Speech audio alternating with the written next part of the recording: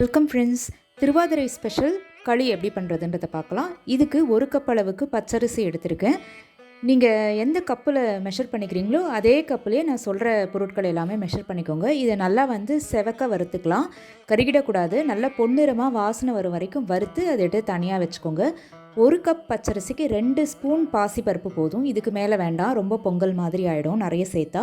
இதையும் பொன்னிறமாக வறுத்து எடுத்து வச்சுக்கலாம். ட்ரை ரோஸ்ட்டு தான் பண்ணுறோம்.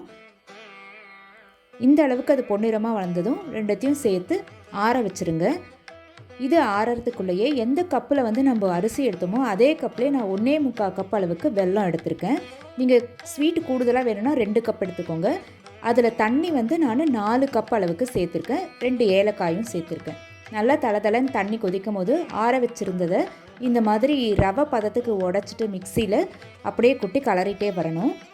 இந்த கை ரைட் ஹேண்ட் நமக்கு மிக்ஸ் ஆகிட்டே இருக்கணும். நீங்கள் அதை கொட்ட கலரிட்டே இருக்கணும். கொஞ்சம் கட்டிப்படும் போது விடாமல் மிக்ஸ் பண்ணிகிட்டே இருந்தீங்கன்னா அந்த கட்டி எல்லாமும் சேர்ந்து நல்லா பக்குவமாக உங்களுக்கு களி பதத்துக்கு மிக்ஸ் ஆகி வந்துடும்.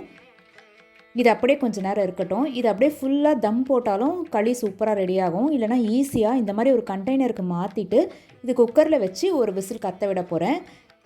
ஒரு விசில் கத்தினதுக்கப்புறம் பார்த்தா சூப்பராக இந்த கன்சிஸ்டன்சிக்கு களி ரெடி ஆகும். ஒரு 3 டீஸ்பூன் நெய்யில் முந்திரி பருப்பு சேர்த்துடலாம். அந்த தாளிப்பை சேர்த்துடலாம். திருவாதிரை களி சூப்பராக ரெடி ஆயாச்சு. இதே அளவுகளோடு நீங்களும் ட்ரை பண்ணி பார்த்துட்டு உங்கள் ஃபீட்பேக்கை ஷேர் பண்ணுங்கள். தேங்க்யூ.